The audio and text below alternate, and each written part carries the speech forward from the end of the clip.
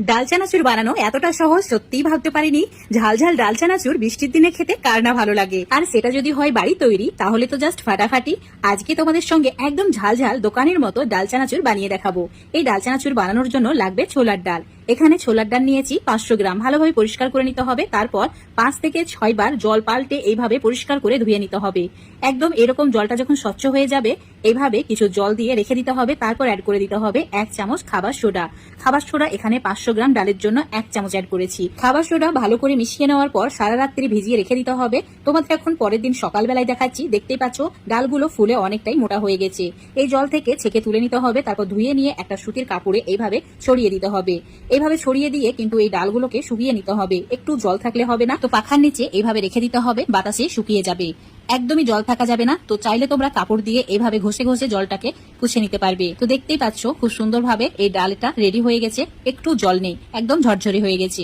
এবার এই ডালগুলোকে গরম তেলে ভেজে নিতে হবে। তো অবশ্যই ডাল ভাজার সময় তেলটা হাই ফ্লেমে গরম করে নেবে, তারপর ডালগুলো কড়াইয়ের মধ্যে অ্যাড করবে। এখানে কিন্তু কড়াই নেবে, কোনো ফ্রাই প্যানে ডালগুলো ভাজবে না। ডালগুলো যেই তেলে দেবে, ফ্রাই প্যানে যদি করো তাহলে তেল পুরো উপরে উঠে পড়বে। তো অবশ্যই কোনো গর্ত কড়াইয়ের মধ্যে এই ডালগুলোকে ভাজবে, তাহলে খুব সুন্দরভাবে ভাজা হবে। আর ডাল ভাজার সময় অবশ্যই চুলোর ফ্লেমটা মিডিয়াম আঁচ করে রাখতে হবে। হাই ফ্লেম করা যাবে না বা একদম লো করে রাখা যাবে না। একটু সময় নিয়ে ভাজতে হবে। যখন দেখবে ওপরে এইভাবে ডালগুলো ভেসে উঠেছে সঙ্গে সঙ্গেই তুলে নিতে হবে, না হলে লাল হয়ে যাবে। তো এইভাবেই সবগুলোকে ভেজে নিচ্ছি। তারপর এরকম একটা থালার মধ্যে রেখে দিচ্ছি যাতে এক্সট্রা তেলটা ঝরে যায়। তো এভাবে সবগুলো ভেজে নেওয়া হয়ে গেছে। দেখতেই পাচ্ছ খুবই সুন্দর হয়েছে ভাজা। এবার এখানে ঝান্না হাতায় 100 গ্রাম চীনাবাদাম নিয়েছি, সেটাকে এইভাবে ধরে রেখেই লালচে করে ভেজে নিতে হবে।